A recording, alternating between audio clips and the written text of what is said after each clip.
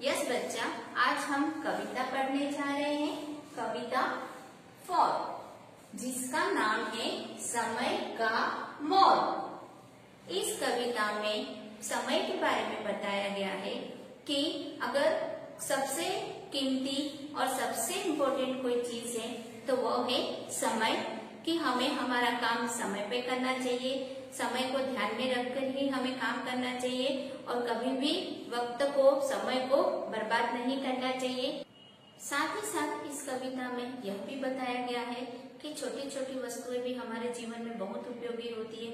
यही छोटी छोटी वस्तुएं मिलकर एक बड़ी वस्तु बनती हैं और यही छोटी छोटी वस्तुएं एक बड़ा रूप धारण कर लेती हैं। तो हमें कभी भी छोटी वस्तुओं को निरर्थक नहीं समझना चाहिए, यूजलेस नहीं समझना चाहिए। साथ ही साथ समय की भी सबसे छोटी इकाई पल होती है और पल को मिला मिलाकर ही घंटे बनते हैं, घंटों को मिलाकर दिन बनते हैं और दिनों को मिलाकर महीने, महीने मिलाकर साल बनते हैं और इसी तरह से हमारा समय निकलता जाता है। तो हमें एक एक पल को छोटा नहीं समझना चाहिए, समय का उपयोग करना चाहिए और जो समय का उपयोग करता है वही बुद्धिमान होता है। तो ये बहुत ही समझने वाली और बहुत कुछ सीखने वाली कविता है। तो चलो हम आज ये कविता पढ़ते हैं। तो चलो हम शुरू करते हैं आज की यह कविता। समय का मोल। मिले फूल से फूल तो गुलदस्ता बन जाता है, ईंट से ईंट जुड़े तो देखो सुंदर घर बन जाता है।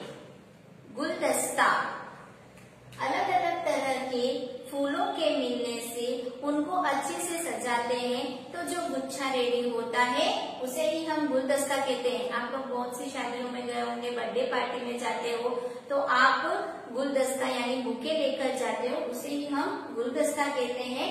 तो फूल और फूलों के मिलने से कई प्रकार के फूल जो अलग अलग होते हैं, लेकिन उन फूलों को मिला दिया जाए तो सुंदर गुलदस्ता बन जाता है, बहुत ही अच्छी बुके रेडी हो जाती है। इसी तरह से ईंट से ईंट जुड़े तो देखो, ईंटें जो बिखरी हुई रहती है उनको भी ईंट से ईंट जुड़े तो, ईंट से ईंट जोड़ देते हैं तो सुंदर घर बन जाता है, बहुत ही सुंदर घर बन जाता है। जैसे हमने स्टार्टिंग में बात की थी कि हर एक छोटी से छोटी चीज की भी बहुत उपयोगी होती है और छोटी छोटी चीजें मिलकर ही क्या बनाते थे, बहुत बड़ी वस्तु बना देते। तो फूल भी कैसे थे, बिखरे बिखरे थे, लेकिन यही फूल जब आपस में मिल गए तो बहुत अच्छा, बहुत ही सुंदर गुलदस्ता बन गया। तो उन फूलों की वैल्यू और अधिक बढ़ गई। तो हमें किसी भी चीज को छोटा नहीं समझना चाहिए, उन छोटी छोटी चीजों को भी मिलाकर हम बहुत सुंदर चीज, बहुत ही बड़ी वस्तु बना सकते हैं। इसी तरह से ईंटें भी बिखरी हुई थी, सब अलग अलग थी, उसकी कोई वैल्यू नहीं थी, लेकिन जब वही ईंटें आपस में जुड़ गई तो एक बहुत ही सुंदर घर बन गया, एक बहुत बड़ा मकान बन गया। तो ये छोटी छोटी ईंटें भी हम उनको निरर्थक समझ रहे थे, लेकिन वो निरर्थक नहीं थी, उनका भी बहुत बड़ा उपयोग था। तो वही छोटी छोटी ईंटें जब जुड़ गई, बिखरी हुई ईंटें जब जुड़ गई तो सुंदर घर बन गया। तो मिले फूल से फूल तो गुलदस्ता बन जाता है, ईंट से ईंट जुड़े तो देखो सुंदर घर बन जाता है। इन 4 लाइनों में बहुत ही अच्छी चीज समझाई गई है कि हमें किसी भी चीज को छोटा नहीं समझना चाहिए। तो चलो हम आगे की लाइनों को भी इसी तरह से समझते हैं। छोटी छोटी जल की बूंदे सागर बन लहराती हैं, मिट्टी के कण कण से ही यह पृथ्वी बन जाती है। छोटी छोटी जल की बूंदे, छोटी छोटी जल की बूंदे मतलब जो हमारा पानी होता है उसकी जो छोटी छोटी बूंदे होती है वह क्या मिलकर क्या बना देती है, सागर बन लहराती है, सागर बन के लहराती है। सागर, सागर को हम क्या कहेंगे, समुद्र। तो हम इसको शब्दार्थ में भी लिखते हैं।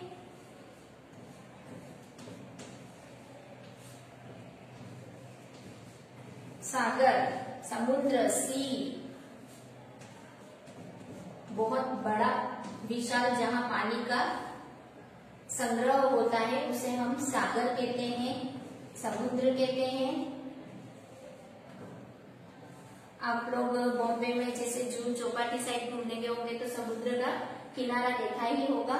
तो वो आपने देखा उसमें कितना सारा पानी होता है समुद्र में, सागर में। तो वो पानी कैसे इकट्ठा होता है, छोटे छोटे बूंदे मिलकर ही तो बहुत बड़ा सागर बन जाती है।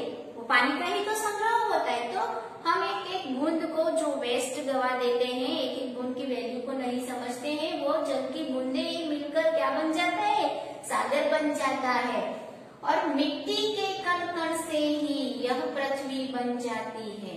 मिट्टी मतलब हमारी ये जो रेत जमीन पर होती है, वो मिट्टी के कण कण से, कण कण मतलब छोटे से छोटा टुकड़ा, जो मिट्टी का पहाड़ होता है, जैसे उस पहाड़ के या पत्थर के जो छोटे छोटे टुकड़े होते हैं, जो सबसे छोटा टुकड़ा होता है उसे हम कण कहते हैं। तो छोटे से छोटे टुकड़े को हम क्या कहेंगे, कण। तो हम इसको भी शब्दार्थ में लिखते हैं, कण। कण का मीनिंग होता है छोटे से छोटा टुकड़ा, छोटे से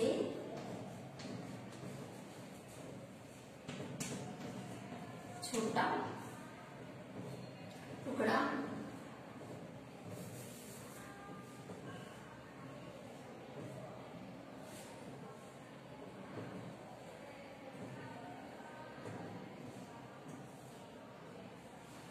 जो छोटे से छोटा टुकड़ा होता है उसे हम कण कहते हैं। तो किसके छोटे छोटे टुकड़े, मिट्टी के छोटे छोटे टुकड़े। जो हमारी रेत, हमारी मिट्टी होती है, उनके छोटे छोटे टुकड़ों से ही तो ये पृथ्वी बनी हुई है। पृथ्वी पर क्या है, मिट्टी ही तो है ना।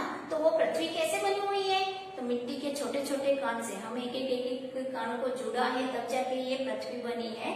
तो हर एक कण की एक अपनी विशेषता होती है, अपनी एक ताकत होती है। जब ये सारे कण मिल जाते हैं तो एक पृथ्वी जैसी सुंदर संरचना कर सकते हैं। जब ये जल की छोटी छोटी बूंदे एक साथ मिल जाती है तो सुंदर बड़ा विशाल सागर बन जाती है। तो हमें इन छोटी छोटी वस्तुओं को उपयोगी समझना चाहिए, उनको वेस्ट नहीं समझना चाहिए। तो छोटी छोटी जल की बूंदे, हम कितना पानी वेस्ट ऐसे ही चला जाता है। बहुत सी बार हम लोगों का नल इस तरह से चालू रह जाता है, बहुत पानी हम लोग वेस्ट करते हैं, हम पानी की इम्पोर्टेंस को नहीं समझते। लेकिन यही छोटी छोटी पानी की बूंदे तो बहुत बड़ा सागर बन जाती हैं। तो छोटी छोटी जल की बूंदे सागर बन लहराती हैं, मिट्टी के कण कण से ही यह पृथ्वी बन जाती है। तो हमें किसी भी छोटी चीज को वेस्ट नहीं समझना चाहिए। हर एक छोटी से छोटी वस्तु हमारे जीवन में बहुत उपयोगी। और ये जब छोटी छोटी वस्तुएं मिल जाती है आपस में, तो ये एक बहुत बड़ी वस्तु बन जाती है। तो चलो, हमने यहाँ पर इन पंक्तियों को भी समझा। अब हम आगे की पंक्तियों को भी देख लेते हैं। अब हम कविता की अंतिम की 4 लाइनों को देखते हैं। बहुत ही सुंदर लाइनें हैं। पल पल छोटा लगता है पर इससे युग बन जाता है। पल पल का जो मोल समझता बुद्धिमान कहलाता है। पल पल कैसा लगता है, छोटा लगता है। पल पल का मीनिंग होता है एक क्षण। समय का जो सबसे छोटा भाग होता है उसको हम पल कहते हैं। तो इसको हम शब्दार्थ में लिखेंगे पल। तो पल का मीनिंग होगा क्षण, एक क्षण। जो सबसे छोटा टुकड़ा होता है पल का, उसको हम क्या कहेंगे, क्षण। तो हमको कैसा लगता है, छोटा लगता है। पल कैसा होता है, एकदम छोटा समय होता है, बहुत ही कम समय जो होता है। तो पल पल हमें छोटा लगता है पर इससे युग बन जाता है। युग यानी बहुत बड़ा समय बन जाता है, बहुत लंबा समय बन जाता है। तो युग को भी हम शब्दार्थ में लिखेंगे। तो युग का होगा बहुत लंबा समय, बहुत समय निकल जाता है। पल कैसा होता है, छोटा होता है, पर वो पल मिलकर बहुत लंबा समय बना देते हैं, जिसको हम क्या कहते हैं, युग। तो बहुत लंबा समय बन जाता है। तो पल पल छोटा लगता है पर इससे युग बन जाता है। एक सेकेंड की तो बात है, हम बहुत सी बार बोलते हैं कि थोड़ा ही तो टाइम है, थोड़ा ही तो टाइम है। ऐसे करते करते वो समय निकलते निकलते बहुत लंबा समय निकल जाता है, पूरा एक युग निकल जाता है। पल पल का जो मोल समझता, पल पल का, इस एक एक पल के जो मोल को समझता है, बुद्धिमान कहलाता। मोल यानी कीमत, मूल्य को जो समझ लेता है। किसके मूल्य को, पल के मूल्य को जो समझ लेता है। मोल यानी कीमत, मूल्य। तो हम इसको भी शब्दार्थ में लिखेंगे।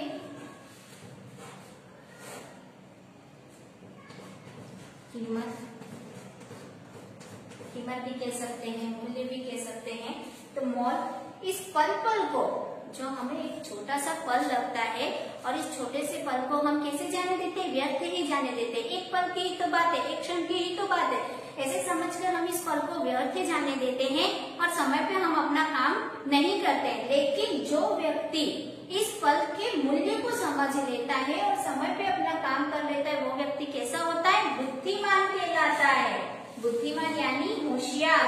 तो हम इसको भी शब्दार्थ में लिखेंगे, बुद्धिमान।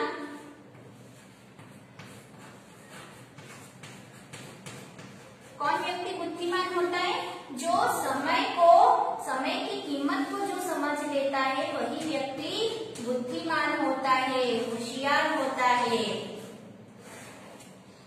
इसका मतलब ये कि हमें समय पे काम करना चाहिए, पल को व्यर्थ नहीं जाने देना चाहिए। एक एक पल की अपनी एक कीमत होती है। तो इसीलिए तो इस कविता का नाम क्या है, समय का मोल। हमें किसके बारे में बताया गया है, समय के बारे में बताया गया है, एक एक पल के बारे में बताया गया है कि एक एक पल को हमें निरर्थक नहीं जाने देना चाहिए। और इस पल को जो समझ लेता है, इस पल की कीमत को जो समझकर सही समय पे सही काम कर लेता है, उसी व्यक्ति को हम क्या कहते हैं, बुद्धिमान कहते हैं। तो बच्चों, हमने यहाँ पर 3 चीजें सीखी कि हमें किसी भी छोटी से छोटी चीज को निरर्थक नहीं समझना चाहिए। जैसे हमने फूलों को देखा, तो फूलों के मिलने से गुलदस्ता बना, ईंटों के मिलने से बड़ा घर बन जाता है, जल की बूंदों के मिलने से सागर बन जाता है, और छोटी छोटी मिट्टी के कणों से मिलने से तो ये सुंदर सी पृथ्वी की संरचना हो जाती है, और पलों के मिलने से युग बन जाता है। तो ये छोटी से छोटी चीजों के मिलने से बड़ी से बड़ी वस्तु बन जाती है, बड़ा रूप धारण कर लेती है। तो हमें किसी भी वस्तु को छोटा नहीं समझना चाहिए। जीवन में हर एक छोटी से छोटी वस्तु का अपना एक उपयोग होता है, अपनी एक कीमत होती है। तो हमें उसे वेस्ट नहीं जाने देना चाहिए। साथ ही साथ हमें समय का भी सदुपयोग करना चाहिए कि हमें हमारे जीवन में समय पे हर काम करना चाहिए, आलस नहीं करना चाहिए। और जो व्यक्ति इस समय को समझ लेता है और समय पर सही काम कर लेता है, वही व्यक्ति बुद्धिमान होता है, और वही व्यक्ति जीवन में आगे भी बढ़ता है और अपने जीवन में सफल होता है। तो बच्चों, हमने यहाँ पर इस कविता को अच्छे से समझा। आई होप आप सबको अच्छे से समझ में आ गया होगा।